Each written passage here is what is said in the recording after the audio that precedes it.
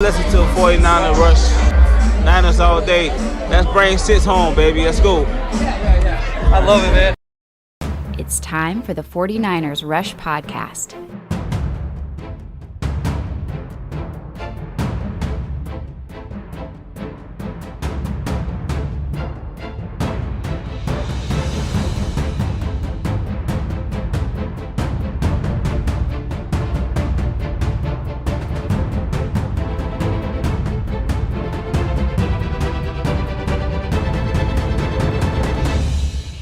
And here's your host, John Chapman.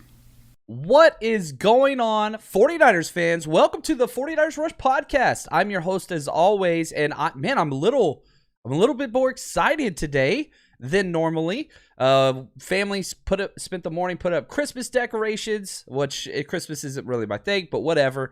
Lots of coffee and college football. I just got finished watching that Baylor game, which was incredible. We've got some more college football on throughout the day, but let's make no mistake here. This weekend, even though it's, championship Sunday for all the college, divisions and whatever else, I don't really care about that. This is all about the NFL and the 49ers. Who have this wonderful, not like monumental task ahead of them, but this is a significant marker in the paradigm shift that is the NFC West. And the Seattle Seahawks have had our number. And we're going to get through the history of this. We're going to listen to Kittle. We're going to listen to a lot of people. This is going to be a long, fun episode. We put a lot of time in here. Shout out to Juan Salas, who crushed it this week. Dude's just the best there is.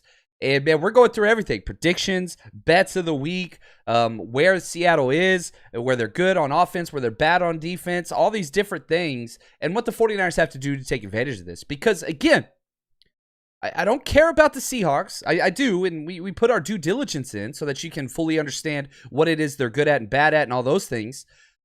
But this is all about the 49ers. This is your opportunity, right, to go and change the guard. Now, the 49ers aren't the best in the NFC West, but you have the opportunity to dethrone the reigning whatever. Go get them. This is it. You can put them out of their misery. Old Yeller style. It's time to take them to the back and finish it off. That's a terrible. Old Yeller makes me cry.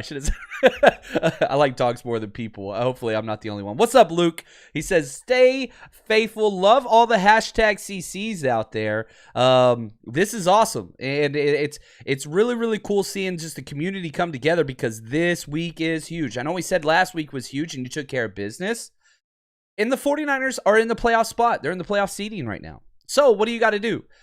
Playoff teams take care of business against non-playoff teams. And the Seattle Seahawks are very far from a non-playoff team. In fact, they have the second worst record in the entire NFC. The only team that's worse than them is the Detroit Lions. Hashtag Don Burr. They're 3-8. They're a very bad team. Now, their wins this year, okay, let's go through these. Their signature win this year was week 1 and week 4. They beat the Colts week 1 by 12, which was that's a big win whenever you look at the standings today. They beat the 49ers, us, week 4 by 7, and then they beat the Jaguars by 24. That's it. Those are their 3 wins. Now, their losses, take a deep breath. They lost the Titans by 3 in overtime. Lost the Vikings by 13. Rams by 9. Steelers by 3 in overtime again. Saints by 3. They got shut out versus the Packers 17-0. Got skunked. Cardinals by 10, and they just lost to the Washington football team 17-15. Last week. That was the most recent game. Now, what's interesting, they only had 34 yards rushing, and the score was way worse than what you think it's going to be. And so it's easy to look at this game from the outside, look at it and say, "Oh, Seattle's done. They're over. They're a bad football team." Not so fast, my friends. Listen to Kyle Shanahan, and I think any opportunity. I got this question asked a handful of times. Do you think the 49ers are going to overlook Seattle? Nope. Not even a little bit. And we'll get into why. Listen to Kyle Shanahan and the message that not only he brought forth to the fan base, but to his team. Yeah, I feel they're always the same. I mean, they got really good players. They got Russell. I mean, you never know what's going to happen with those guys. And I know they're struggling statistically, but I feel like it's just a difference in a few first downs in the game. I don't know what they've always been on third down. But I bet you the difference between now, which they're struggling, and what they've normally been, it's only about three first downs. And when you get those 3 first downs in a game, that's a lot more plays and a lot different stuff that Russell ends up doing. Where you have Carson or you got their healthy backs, and that's instead of being 3rd and 3, it might have been a first down on those first 2 runs. And it's just very small things that can lead to some drastic results. But when you turn on the tape, you see the players, you see the scheme, and I see a really good team that is capable of winning every game that they play in. And I think a lot of it, too, we've got to talk about Russell Wilson. He's not normal yet. With his injury and the documentary that he, created for Fingergate or whatever you want to call it, he's not back to normal. It's not the superhero Russell Wilson that bails out a very bad football team at the end of every game. We're not seeing that. And make no mistake, we've been on this, I think it was the Jason Aponte episode earlier this year, where we both, I've been saying since the start, this is the worst Seattle Seahawks team we've seen in a decade roster-wise. And Russell Wilson has covered up a lot of those errors and kind of gross incompetences with the roster building. They haven't drafted well. You look at their first-round picks, they're atrocious. People want to complain about, John Lynch drafts. Look at John Schneider drafts. They're way worse. LJ Collier, Rashad Penny, their linebacker Jordan Brooks, who's probably the best of the bunch, but still just yuck. They're not a good team. They're not a good roster. They've got a couple studs and they stack on each other. And what I mean by that is the quarterback's great, the wide receivers are great. They've got a really good safety, and it's not the safety you think it is. It's not Jamal Adams, it's Quandre Diggs. That's a good safety. The other one, Jamal Adams, he's a liability in coverage. He's not that good. One of the worst trades of all time in NFL franchise history, not franchise, NFL history, period. It's going to be this Jamal Adams trade. It's really, really bad. It's going to end their coaching staff. I'm telling you right now, this is the last year of Pete Carroll. It's it. I'm telling you. I'm going to get Juan to cut this clip and date it. Here we go. 12-4-21. This is it. Russell Wilson, I'd probably put it a 50-50 chance he's gone as well. It's just nothing to build around. He wanted out last year. It's over. It's just that now. So what you have to do, you got to finish it, right? They're done. Kick them down. You got to finish it. It's over. You got to put them out of their misery. Philip, what's up, man? Thank you for the gift. He says, please compare yards after contact with Mitchell and Wilson. Compare their styles. Completely different, okay? First off, if you look at Elijah Mitchell, who's incredible, and I love this kid. He's great. Kyle Shanahan came out last week and said Elijah Mitchell's greatest asset and or trait is his vision. Okay? Now you look at what Wilson does. Wilson is a tough, compact, not speedster like Mitchell, kind of thoroughbred. And what I mean by that is he's just built different. Dude probably should have been a linebacker if he had more height.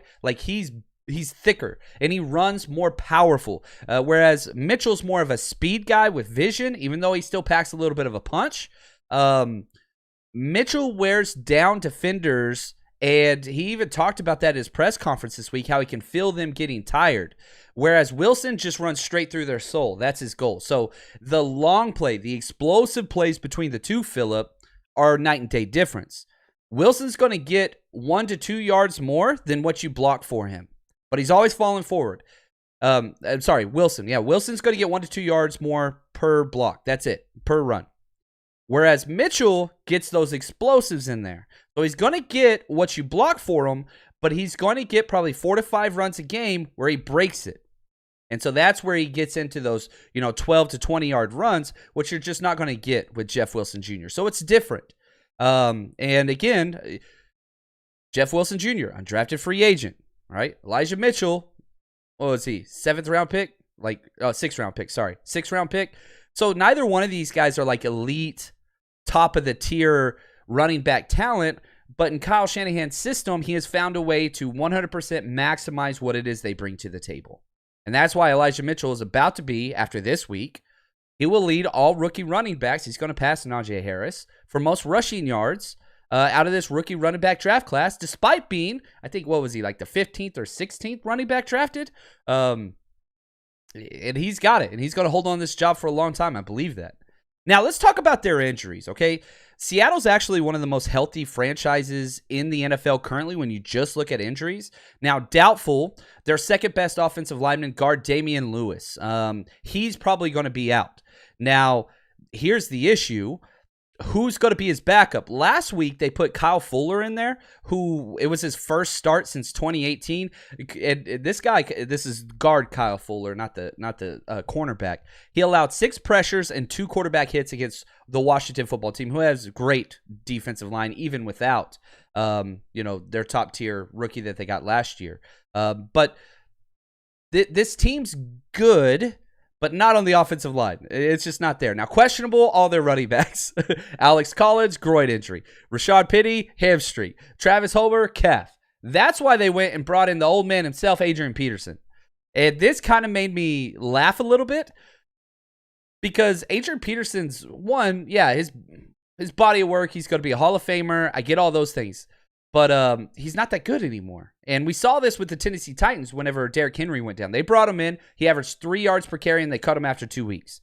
And they stayed with 2 people they picked up off the street off waivers, and they're excelling great. So Adrian Peterson's going from one of the best run blocking offensive lines in the NFL with the Titans, where he didn't perform well, to the worst run blocking offensive line in the NFL. And now we expect him to be good. They asked him, what's left in your career? And he said championship. Most people don't know this.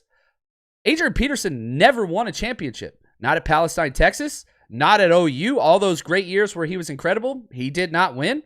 And definitely not with Detroit. I'm sorry, with the Vikings. He didn't win. He's never won. And which is hilarious. If you think Seattle at 3-8 is going to win a championship, I have some real estate to sell you, some oceanfront property in Arizona that I think you will do very well. So Adrian Peterson, I'm looking for you to reach out to me. It's a great financial opportunity. I know you listen to the show. Maybe I should reach out to Trent Williams because I know him and AP are like besties. But you've got to do those things. You've got to say those things. But it's bad, man. This is not going to go well. The only thing that could possibly go well is all the injuries on our side, okay? And we do have quite a few. Here's Kyle Shanahan detailing with the latest injury report, just walking through all of them. Maurice Hurst will be out. Trey Sermon out. Greenlaw out. Debo out. Fred Warner doubtful. Marcel's questionable. And that's it. So, our injuries, Debo, Greenlaw, Hurst, they're out. Hurst was supposed to play this week, but he had a setback, which is awful. Trey Sermon's out as well. So, those are the 4 that are out. Doubtful, Warner. I don't think Warner plays, but there is a little bit of a chance. And I will say this, the fact that he's doubtful now, very promising for next week, which is important. So, my guess is I think Warner plays next week. So the fact that we'd only be without him 1 week is very, very important. Now, if he is out, who is in? It's going to be Azeez. And I love Azeez. He's so fun to watch. We spent most of our time on our Patreon breakdown this week, focusing on linebacker play between Azeez and Greenlaw and Warner and just kind of what is good, what is bad, all those things. And Kyle Shanahan was asked this. I thought this was incredible. He kind of went through the history of Azeez all the way back in college and who he is off the field. And I think, one of my favorite axioms, if you will, as a coach and a player and whoever is that football reveals character. It doesn't build it. And I think what that means to me is you show the world who you are in tough situations, right? People that have had easy lives, not that there's anything wrong with that. You don't know who you are whenever crap hits the fan, right? But with Azeez, he's been through a lot on and off the field. And whenever you see who somebody is on the field or off the field, it usually translates across. And hopefully this soundbite kind of helps with that. This is Kyle talking about the history of Azeez with the 49ers. I got an idea of Azeez because when Chris Kiffin was here, he had coached him in college. And I remember us watching him in the college evaluations. And we all liked him, but he had just torn his ACL, so he wasn't going to be ready right away. And that's why we were able to get him undrafted. And I just remember us all evaluate him and talking about his chances of making the team with a torn ACL and everything. And I remember Chris speaking up at the end, saying that he promised that kid would make it wherever he goes. Just the type of guy he is. I don't remember exactly his whole story, but I know he helped raise all his siblings. I think he got custody over a bunch of them. He acted like a man at a very young age, even before he got here. And as he was advertised, I've seen it all myself, and on and off the field, he's been great. How do you not love that, right? And so when you're in college and you're fighting for custody for your siblings to take care of them because they're in a bad situation, playing football on 3rd and floor isn't a big deal. It puts everything into perspective. And now he has the opportunity to seize his moment, just like the 49ers. Azeez is a microcosm of the 49ers this week. This is his first start at Mike linebacker calling the defense. And guess what? The NFL is watching. He goes out and balls out, which I think he will. Shout out to Debbie. She's a big Azeez fan. I see you in there, Debbie. What's up? I love it. If he goes out and does this, he's going to be able to provide for his family financially for the rest of their lives. This is huge.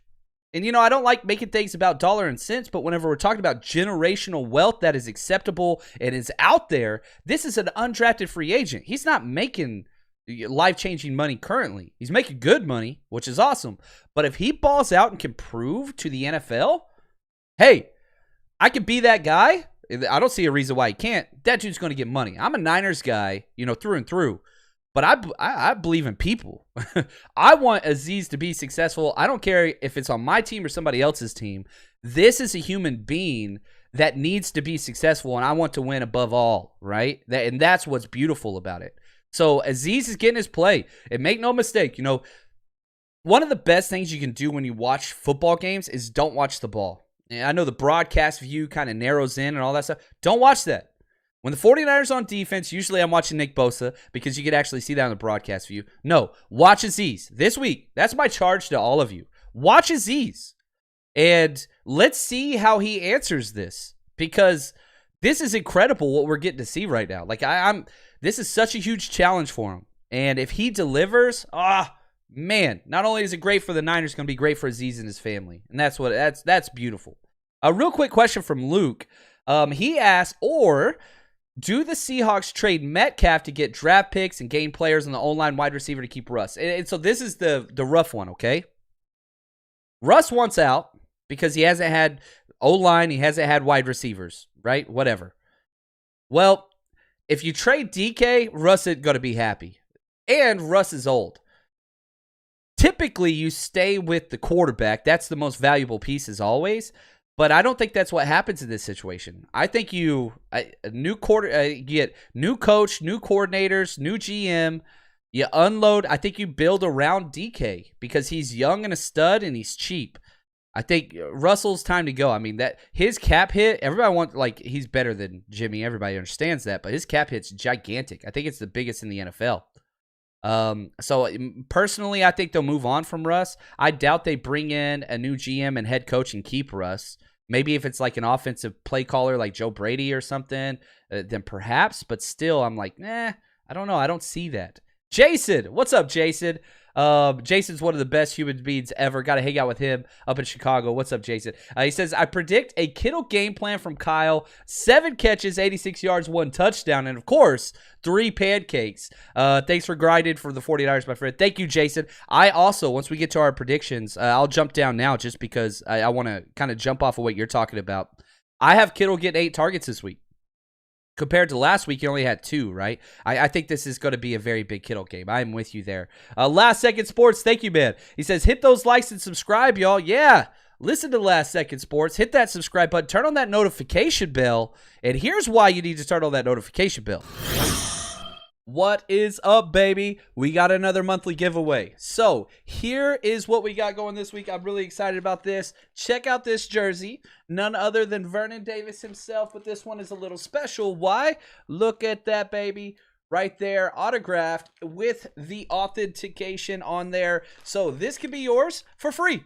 We do this once a month. Now, I'm trying to step up the giveaway game, especially during the season. So if you want to win this, very simple. Hashtag CC first 90 seconds of any live broadcast, you're entered. Go to Twitter account at JL_Chapman. You can retweet that giveaway one. That gets you entered again. And of course, Patreon subscribers always entered in every single giveaway that we do. We do this once a month. So now what I'm going to do, and this is going to be a little bit different, but I think it's going to be good. I'm going to come up with 10 names from those lists that I just gave you. And over the next week, I'm recording this Tuesday. So between Tuesday to Tuesday, one of the 4 times I go live, we go live 4 times a week here, I'm going to give a list of 10 names from those previous lists. And the first one of those 10 names to email me, 49ersrushpodcast@gmail.com, they get the jersey. So again, Countdown Crew, turn that alert bell on. That is everything. If you haven't done so yet, you got to turn that alert bell on when we go live so that you can join us. Because again, first person that emails me from that 10-person list from Countdown Crew, Twitter, and Patreon, you're going to get this free jersey. And again, this is just an extra way to give back to you guys. I don't get paid for this. I don't have a sponsor for this. It's just out of my own pocket saying thank you. Because you guys are the reason why this podcast still happens. So go on, enter in, and win this freaking jersey. I love it. We're announcing those 10 winners after the game. So whether that's a therapy session, which I don't think it will be, or a celebration live right after the game, hit that notification bell, get that day jersey. Everybody that hashtag CC today, you're entered in there, and I'll be putting those names out right after we go live after the game. Now, first, 49ers just announced several roster moves. We've got some deep ones, probably won't affect too much. They have promoted linebacker Tyrell Adams to the active roster, right? Just some linebacker depth there. Elevated from the practice squad. Haven't heard this name in a minute. River Craycraft, baby. The all-name team. He is back. Also, linebacker Justin March. And bad news, Trey Sermon. I told you they were going to do this earlier this week. Trey Sermon placed on the IR, which means he's going to be out at least 3 weeks, probably more. I doubt he will be activated unless one of the other running backs gets injured. But now we have Hasty back. Hasty's back now. JaMychal Hasty, baby. Hasty season. He's going to be the third down guy. So you'll switch early down work between Elijah Mitchell getting the lion's share and maybe Jeff Wilson coming in every third or fourth series, and then you got JaMychal Hasty coming in on third downs, passing situations. Oh, what's up, Benny Mendez? Glad to see you here, man. He says Sammy, his son, came out to remind him that we are live right now. They're putting up Christmas lights. We did the same thing this morning, man. It's that time of the year. That is awesome, man. Really appreciate it. He said Sammy said we needed Lance to run some RPOs. That is one thing I would love to see, and especially in a game like this with a division rival, anything you could throw in there that might shake things up a little bit, I would love to see it. I doubt it happens, but man, I would really love to see Trey Lance get 2 to 3 snaps. I just think, why not throw that wrinkle in there, give those opposing teams something to study for, and you know it's going to be a positive play. But Kyle Shanahan, I think they're sticking with Jimmy almost at 100% snap rate. I don't like it, but I think that's what it's going to be. Gunner, thank you for the gift, man. He says, screw Seattle. All my homies hate Seattle. I do too. You know, it's interesting, the most hated franchises for 49ers fans. It used to be the Raiders, right? The Cowboys, and then the Seahawks. I don't think the Rams are anywhere close, and I don't even think anybody knows who the Cardinals are, even though they've had our number lately. But yeah, I'm with you, man. Forget those guys. Thanks again, Philip, for the gift, my friend. Now, let's get to this. We talked about the injuries and what we got. Let's look at the history of the matchup and why we hate Seattle so much. They've had our number. Overall, they lead the 49ers all-time series 29-17. We're down 12 games. And all of this has happened in the past 10 years. We owned Seattle. It was for the longest time. But listen to George Kittle talk about this, and I thought this was hilarious. His dad had to remind him of this, which is going to be a little extra effort. And again, keep in mind, Kittle is about to have the game of all games. So get ready for this. Kind of work your way against that is to win games, and this gives us this week's an opportunity for us to make it 16 for 20, and so that's what we're going to try to do out there, is just win, because they've had our number a lot over the my career and years before that. So we just want to go out there and win this game. How do you know that stat? My dad told me that one. Yeah, he made sure to let me know that one. Just give me a little edge. Just in case you're A little edgy. Yeah. Conference games are different. You got to go into it with it is a different mindset. You want to go into every game, angry and ready to win, but division rivals, they're always tough games. They're never really blowouts. They're always, gritty, grindy, and you just got to really work your tail off, or otherwise you're going to get embarrassed. You do not have to tell these players about Seattle and don't fall for whatever. No. Listen to George Kittle, the heart and soul of this football team. Whenever he wasn't playing, everybody was like, where's the leadership? Where's the leadership? He comes out, starts playing, we go on a win streak. They hate this team as much as we do. Debbie, the Bowman popcorn disrespecter, almost let some F words fly there. I get hot thinking about that. One, I love football. You'll never find somebody that loves football more than me. You won't. They might love it as much as me. But when somebody gets injured, I don't care who it is, it should piss you off. Whether it's your team or an opposing team. And you sure as hell don't dump popcorn on their head as they're being carted off after a freaking dirty-ass play. Like, oh. Whew. And I know that's not representative of all Seattle fans. But it is representative of too many Seattle fans in my head. It's not a good fan base. 12's my ass, man. They're about to freaking disappear. I guarantee you this, we're going to see way more red in that stadium than we've ever seen. Those 12s, good gosh. Oh, you get me fired up there.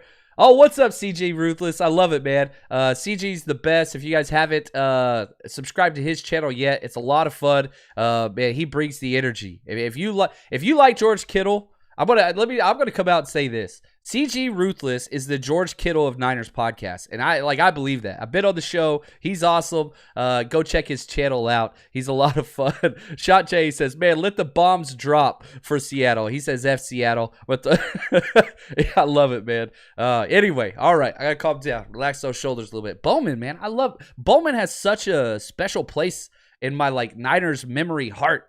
He was just so damn good, and I don't think he ever gets the respect that he deserved. Still today, I don't think he does. He's that damn good. Some of the best seasons in linebacker history of the NFL. I think those last 2 years by Bowman were just, before the injury, were just so damn good.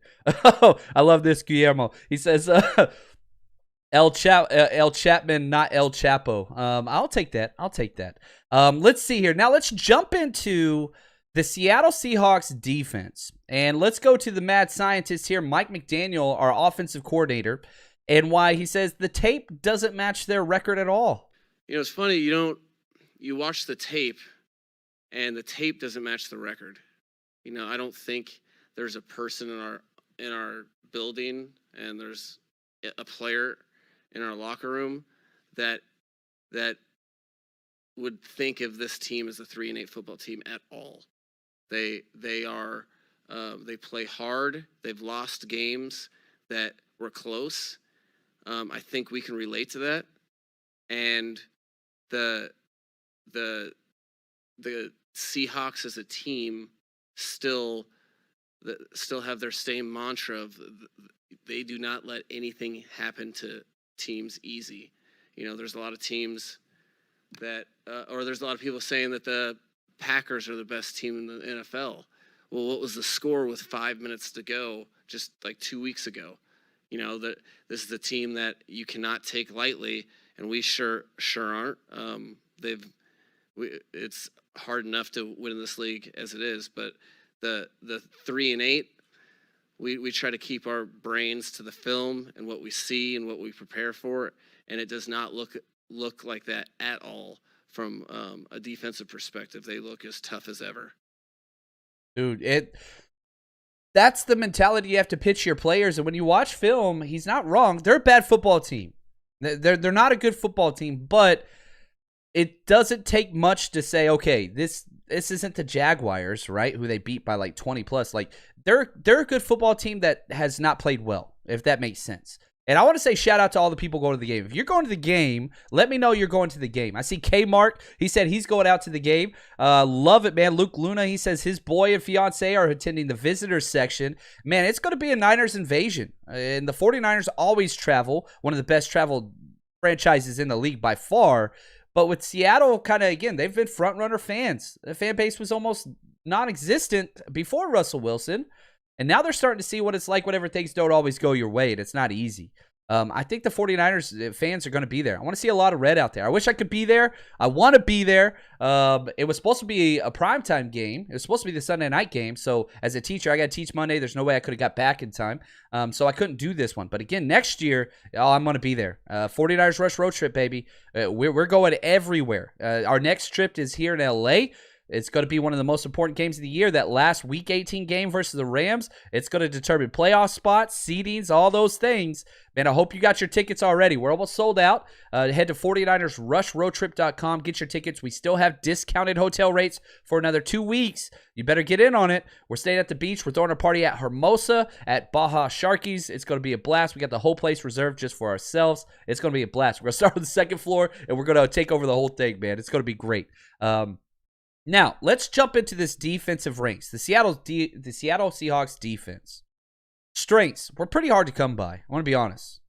They're fourth in yards per rush attempt, 3.9. And a lot of those is because they fall behind and teams just run out the clock. And so they're not getting huge chunks of yards because they're just killing the clock. Sixth in total points allowed. Almost every game they've played in, it's been low points. Offense doesn't score much. Defense doesn't give up much. Seventh in passing touchdowns and eighth in third down percentage at 37%. Now weaknesses. Oh, this is fun and kind of sad. 32nd. Remember, there's only 32 teams. 32nd total yards. 32nd in rush attempts. Everybody runs the ball a lot on them. 31st in passing yards. 30th in sacks. They've been sacked 18 times. 30th in tackle for losses. 35. By the way, the 49ers have 61, near the league lead. 29th in red zone percentage. They're giving up 50% when a team gets into the red zone. 50% of the time they score a touchdown. That's awful. And to put this into perspective on the Niners have the best red zone touchdown percentage, 77%, in the last 5 years of the NFL. And we're going against one of the worst in the NFL. And this is one of my keys to the game. Field goals are cuss words tomorrow. If we attempt a field goal, that is a loss for the 49ers offense. Now, I'm probably overstating a little bit. We need touchdowns. Field goals ain't going to do it. Take advantage of their weakness and your strength. Score in the red zone. Now, we don't have Debo, who's been, 6 touchdowns in the past 4 weeks. But again, you still got a lot of talent there. 28th in turnovers, 24th in interceptions, 23rd in rusher. I go on and on. They're a bad defense. They don't have good pass rushers. They've got one stud linebacker. And that's literally it. And that's Bobby Wagner. Now, listen to, this is a quick clip. This is the stud rookie, Elijah Mitchell, talking about Bobby Wagner. Listen to, I think it's only like 9 seconds. If this 9 seconds doesn't get you pumped up, I don't know what will. Oh, he's aggressive linebacker. Like I say, he's been in the game a long time now. So, like I say, he's aggressive, but you just got to bring it. Oh, woo. I love it, man. Yeah, Bobby Warner's great. He's aggressive, one of the best there is. Just got to bring it. Just got to bring it. I don't care. Like, I don't give a damn. I understand he's a rookie. I get that. It's not about Bobby Wagner. It's about me, right? The question was, tell us about Bobby Wagner. Oh, he's great. He's aggressive. I just got to bring it. Like, oh, the calm, cool, collected confidence. Whew. You ever go play, shout out to my boy Dale, right? You play somebody at anything, whether it's like pool or basketball or bowling, I don't know. It doesn't matter. And you ask him like, hey man, you any good? And you always get that one guy that's like, oh yeah, I'm good. And then you know right away, like, no, this guy's not good. But then you ever like play against somebody and like, I'm all right. Then it's like, oh, shit. Like, this dude's going to mop the floor with it. Like, that's just what it is, right? And so there's the cocky, like, hey, look at me. Yeah, blah, blah, blah. And then there's the person just like, yeah, I'm all right. It doesn't matter. That translates. And that's the vibe that you get from Elijah Mitchell the whole time, which he's a 6th-round rookie. He's already getting vet days in practice, rest days, because he's so pivotal to the 49ers offense. He gets asked about a future Hall of Fame linebacker and Bobby Wagner. Just got to bring it. Like, oh, man, I love that. Like, you feel the aura, right? Like, it comes across. Go get him, man. Just got to bring it. That should be the slogan of the 49ers. Oh, we're just going to bring it. Just calm, cool, collected. Oh, it's so good. All right, now let's talk about the offense. And we'll start with our defensive coordinator, DeMeco Ryans. And I think this game is on DeMeco as much as anybody. And DeMeco's been very, very good. Here's what he had to say about the Seattle Seahawks offense. When you look at the tape and you really watch these guys, these games are all close. Their record may not say that, but all of the games they've been in. So our guys aren't looking at it like, oh, look at their record. They're not who they've been, Seattle is still the same. They're going to play tough. They'll be in the game. No matter how the game looks, how the outcome looks, they always find a way to be in games and have an opportunity a chance to win the game, just like they did on Monday night. As bleak as the situation looked, they still are able to generate a drive there when they need it. So, we're not, sort of overlooking these guys or anything like that. We know we have to. This is going to be a tough match. We got to play our best ball against these guys. We expect to win. There's so much there. There's so much there. You got to play your best ball. Nobody's taking this game lightly. Now, this next part goes out to Miss Ashley MacArthur, okay? I got to stand up for my boy Adam here. He says it's Ashley's first time listening live, his wife. Tell her to let me skip lunch with her mom so I can watch the Seahawks game tomorrow. Oh, my gosh. Here's what okay, here we go. I'm going to be a little bit of a sports therapist right here, Adam. Here's what I would say. All right, you got to do the lunch with the mom, but why not compromise and pick a place with TVs so that, man, you can get that one-on-one time and whatever, but you still get to watch the game. Compromise, man, right?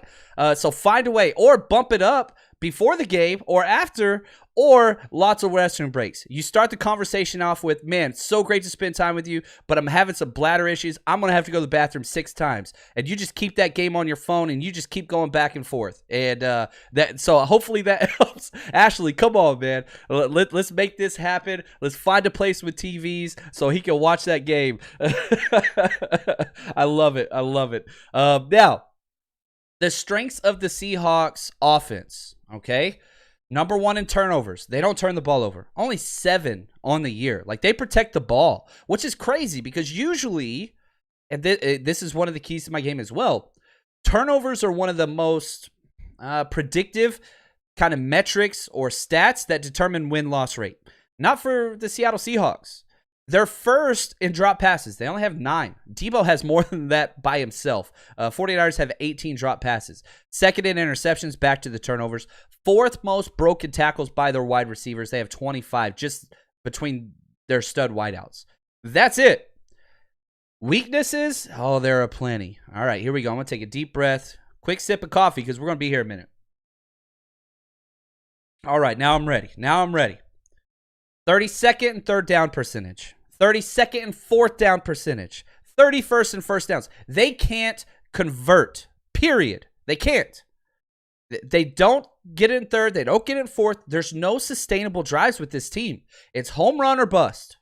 That's just who they are. 31st in yards, 31st in rush attempts. They can't run the ball, and that's their identity of their offense. Big, fat, strong slobber knockers up front.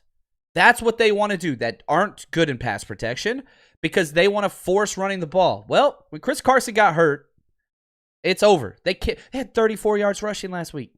34 in a game that was decided by 2 points. They are a one-dimensional offense. They're a 7-on-7 flag football team. Offensively, you don't win like that. 30th in sacks. They've been sacked 35 times. 28th in yards before contact. They're not getting room. They're not getting push. 26 passing yards. 25th total points. 25th rushing yards. There's only 32 teams. They're just really bad. Now, the players to look out for, and we know all their names. It's Russ, DK Metcalf, and Tyler Lockett. If you want to throw their left tackle in there, that's cool with me. Dwayne Brown. He's a good player. Debbie, is Ford playing? No, I don't believe he is going to be playing.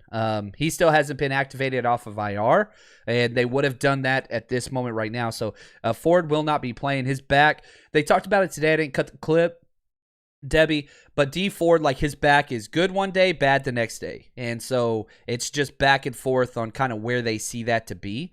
But he is not playing. The good news I will say about this, though, defensive end depth is not an issue currently. Nick Bosa and Sampson coming off his best game. Sampson had his best game last week. Then you got Charles Omenihu, who's only getting 15 snaps, playing very well. Then you got Arden Key playing a couple snaps, playing really well. Jordan Willis isn't really playing that much. He's that 5th guy that's kind of rotating in some as a power D end. We're fine at the defensive end position currently. It would be nice to get D Ford out there, but we're going to have to wait just a little while longer. Now, Kyle Shanahan was asked about the studs on the Seattle Seahawks offense, Russell, DK Metcalf, and Lockett. Here's what he talked about in defending these stud wide receivers. I know it's a huge challenge. I mean, those are two really good receivers, and, you just got to make sure, it's not just those two versus each other. I mean, in most corners, if you just go out and it's one-on-one all day, I don't care what the receiver is, they should eventually get you. So he's got to make sure that they compete, go hard against them. We have a good pass rush. We mix it up in coverage and try to confuse the quarterback a little bit, not give him time when he has the good looks. And when he does have the good look, you got to make sure you come down with a few. So you've got to, they're going to get theirs. That's their whole offense. They're going to throw the ball a lot. The issue that you have to step in is stop some of those pass interference calls. You can't give it to them, okay? Make Seattle earn it. I'm going to talk about this here in a little while as well. Make Seattle earn it. It's important. I see everybody talking about UTIs in the chat after that Ashley speech. Yeah, cranberry juice, man. You got some issues, just drink some cranberry juice. Reminds me of one of the best scenes in movie history in The Departed. I will not quote it. I don't want to lose subscribers now, but man, I love that movie. Cranberry juice. Anyway, now real quick. Oh, we got some good bets. If you bet with us last 2 weeks, oh my gosh, we are crushing it. Guys, you know me. I'm not going to put my name on something that I don't endorse and or use or believe in. I've been using my bookie for, I think, 4 years now. Never had any issues whatsoever. Easy to get money in, easy to get money out. And the best thing about it is you guys know, if you use our promo code 49ERS, 49ers, they're going to double your initial deposit. So whatever you put in, they're going to add that on top of it. Now, they've been having crazy specials lately, and we've been hitting on all of them. We have done very, very well this year. We had a couple of rough weeks, but now we're doing well. So what I want you to do is head over there and just give it a shot. Now, you can start with something as small as $5 to $10. You can go all the way up to $1,000, and they will double that as well. But if you're not betting with us, you're making a mistake. And they can bet on anything from casinos, blackjack, all that kind of stuff, to UFC, to politics, to college football, baseball, basketball, whatever there is, you can bet on it there. And again, my favorite thing about them is if you have any questions and if you're new to the betting world, that's okay. Call their customer service. They have everything that's going to explain it to you and help you out to understand what rollovers are and how that works with these bonuses and all those things. There's no questions. So head over to mybookie.ag. Use promo code 49ers, double your initial deposit. And again, bet anytime, anywhere with MyBookie. All right, couple bets of the week. Now, if you bet the Cyber Monday $100 free bet last week, which we hit, you get a $100 free play that has to be used this week in the NFL. So tomorrow's your last chance. If you haven't done that yet, go use it. It's a free bet. You just click at the bottom, free play, which you'll see is credited $100. If you don't use it tomorrow, it's gone. Now, what we put our $100 free bet on was a 4-game teaser. We took the Cowboys, 49ers, Cardinals, Rams. Cowboys took care of business. And again, I rebet everything on the NFC West. I'm betting the NFC West big this week. It's a 6.5 teaser, so all three teams need to win.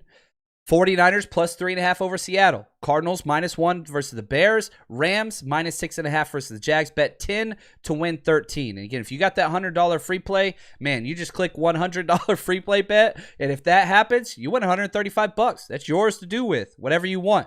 So that's there. I do have a lot more bets that I put up over on our Patreon channel, patreon.com. Type in 49ers Rush Podcast. We pull up, or just type in 49ers. We'll be the first one to pull up. I'll tell you this. I'll give you two of my favorite bets this week, okay? I'm not betting the spread. I don't like the spread of 3 points. I don't like it. I am betting the 49ers to win between 1 and 13 points, the small victory one. It's better odds, and it's a divisional game. So if the 49ers do that, bet 10 to win $14. That's one of them. And my second favorite bet this week is Jimmy Garoppolo under 20.5 completions. Bet 5 to win 4.2. The reason why I like that, Jimmy just hasn't been throwing the ball that much. And I think, again, we're playing against a team that is 31st in rush attempts allowed. Guess how the 49ers have won all of their games recently? Running the damn ball. I don't expect that to stop. So Jimmy Garoppolo has only passed 20 completions once in the past 7 games that he's played in. So I think that continues. This is going to be a low-scoring game, and I don't see a lot of craziness taking on. So here we go. And again, if you want the other bets, head over there. We quadrupled up back-to-back weeks. We've made so much money in the past 2 weeks. We could miss every bet for the rest of the season and still make money on the season. But I'm not done. We're gonna make some more money, baby. Now, let's get into the predictions. Okay, here we go. Let's get real. You can throw all the records out. You've heard everybody else talk about it. This is all about exacting revenge over the last couple years of defeat. It's been a lot. And for somebody that's been here for that, listen to his words. This is DJ Jones, who's coming off, again, great season. Probably his best season by far. And listen to him. Listen to his words. Russell Wilson is Russell Wilson. That's all I'm going to say. Russell Wilson is a great quarterback. We can't sleep on anybody on that team, anybody in the NFL. Russell could come out and play his best game of the season, but we'll play ours, so we're prepared. Oh, gosh, man. I love the confidence, but the real confidence. Russell Wilson's Russell Wilson. We ain't sleeping, but we coming out and doing our thing. Like, that's winning freaking mentality. DJ Jones has seen this crap for 4 straight years from him. It matters to him. This might be his last year in the 49ers franchise, right? He signed on a 1-year deal. I didn't think we were going to get him back in free agency. It's a big deal. It's a big deal. And so, it's time to end it's time to end this group. You could do the finishing move. Mortal Kombat, finish him, right? It's time to do a fatality. That's the mindset. Sweep the leg, Johnny. Go get him. And we're going to see what the 12s are. Now, Kittle talks about this. Gosh, I freaking love George Kittle so much. He's going to have such a good game tomorrow, guys. Listen to him talk about the fan base in Seattle. This is the last time probably this will be the case for a while. I don't know, for me, like, when you go to a stadium and it's like built up like that and the sound's just coming down on you the whole time and you can feel the passion of hatred from their fans, that's what football's supposed to be. We're not supposed to like each other, and you can definitely feel that from their fans, and I love that. I mean, that's football. New Orleans was pretty dang fun. Like similar atmosphere. It's just loud, and they're on top of you. I always love playing at Seattle, and it's just a great football atmosphere. Ready to go. And so for the first time in a while, here we go, prediction time. I don't think turnovers are going to matter. I don't think they're going to affect the game that much. Not to say there won't be turnovers, whatever else. I don't think the turnovers determine who wins this game. I really, really don't. I think it's all about third downs and red zone touchdowns. That's it. Third downs, red zone TDs. That's going to determine the winner. And again, all year, Seattle has been the worst in third downs. They have been the worst in red zone touchdown percentage. The 49ers, middle of the pack on third downs, the best in the past 5 years in red zone touchdowns. Can they do it without Debo? I think they can. I really think they can. A lot of it was because that handsome man you just heard from, not me. I know. Thanks, guys. But George Kittle, because of George Kittle. He is going to tear it up. And so, again, field goals will be a cuss word tomorrow. I don't want to see settling for field goals. Go for the damn touchdowns. Now, offensively, I want it to be the Kittle, Elijah Mitchell, Brandon Ayuk show. There's no Debo to rely on, whether in the passing game, the screen game, the running game, whatever. It's time to move on. Now, we saw Brandon Ayuk last year. How was he last year? And we had the doghouse time period, which was total BS, whatever. It took him a while to catch up. Listen to Kyle. Kyle Shanahan was asked this. Is Brandon Ayuk better now than he was last year whenever he was putting up those crazy numbers? Yeah, I don't even think it's close. I think he's a much better player right now. He's better in the run game, better in the pass game, much more consistent. And I think he's getting better each week, going on about 4 or 5 weeks in a row. It doesn't necessarily show up in the stats. He had the big numbers last year. Yeah, stats. I mean, stats are some of the most. I mean, they sometimes can tell you the answers, but by no means do they tell you all the answer. There's times I don't want to give stats that I know because it would be an insult to some people. But there's plenty of times stats will fool you, especially with guys. Stats are dependent on other people a lot, but he's playing at a much. I think we got a lot more confidence in him now than we did last year. That says a lot, guys. I mean, they had so much faith in him last year, but I want those three guys to ball out. I want Kittle, Mitchell, Ayuk. That's the game plan. That's enough. You got 3 studs on offense. Keep it with your studs. And I think JaMychal Hasty come back helps so much because now you can load up on Elijah Mitchell on first and second downs just fine, knowing that if for some reason, injury or whatever, it's football, you can put in Jeff Wilson on first and second down. You still got Hasty on third down. 2 guys that Kyle Shanahan has proven he's trusted in those situations this year. And you don't have to alter your game plan. You get to those games where the 49ers were just like, what the hell are we doing? It's because he didn't have a running back he could trust. He trusts these 2 guys. And so I think we're going to be just fine there. Now, I think Mitchell gets 21 or more touches, which is a lot. I think Ayuk gets well over 70 yards receiving, but I don't want us to throw in the ball that much. And I see Kittle getting 8 targets. That's the game plan. Mitchell, Ayuk, Kittle. Boom, right? The law firm. The law practice of Mitchell, Ayuk, and Kittle. We get defenders justice. Like that's I feel like that's like an Always Sunny in Philadelphia show commercial, but that's what it should be. Now, defensively, make Seattle earn everything. Give them nothing for free. They're not a healthy enough offense to sustain drives. The 49ers have been very, very guilty versus the Colts, versus the Packers, of gifting opposing offenses free points, pass interferences, missed tackles, penalties. Like, you can't do that, okay? Knock that crap out. Limit the mistakes and make Seattle earn it. They're not an earn it team. If it's just these 2 teams play 10 times right now with their current rosters, the 49ers probably win 8 out of 2. Like, that's how I see it. So, force them to earn it. Earn this. We're staying with the movie quotes today, right? Saving Private Ryan. Earn this. Like, that's where it's at. So don't let them off the hook. Keep it on them. I don't really even care about sacks or tackle for losses, if I'm going to be honest with you. Yeah, those are great. Not what determines this game. 3rd and 15, how many times have we seen freaking Russell Wilson scramble for it? 3rd and 15, they throw for a first down because of pass interference because of Josh Norman. That's the crap we got to get out. No missed tackles, no penalties for first downs, pass interference. They're going to happen, but you got to limit those. So, what do I think is going to happen in this game? I think the 49ers jump out early in the second and third quarters. That's kind of been their thing. Then Russ tries to be superhero Russ in the fourth quarter and bring them back, but let's be honest. It's the ghost of Russell Wilson. It's not Russell Wilson that we're seeing right now. He's not playing with a lot of confidence. His O-line has no confidence. There's no run game. They are struggling. But it's going to be a close game because it's a division game. And we're on the road. 49ers are favored by 3. I think we cover, but I'm not betting that. Again, I put the, on the small win, 1 to 13 points. I have the 49ers winning 24-20. And getting out of there with a 4-game win streak. There's going to be some dirty parts in there, guys. It just is. When these 2 teams, they're like brothers. it gets bad whenever they come home for the holidays. There's going to be fighting. It's what it is. But the 49ers are the better team.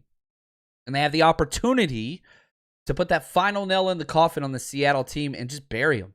And I think that's what they need to do. Let's go, Niners, baby. I'm so pumped. Be with us tomorrow. Right after the show, we're going to be giving away that Vernon Davis autographed jersey tomorrow right after the show. Turn that notification bell on, baby. Appreciate you guys. Thank you so much for everything, and enjoy that game tomorrow. It's going to be a blast, and we'll be here right afterwards. Stay strong, faithful.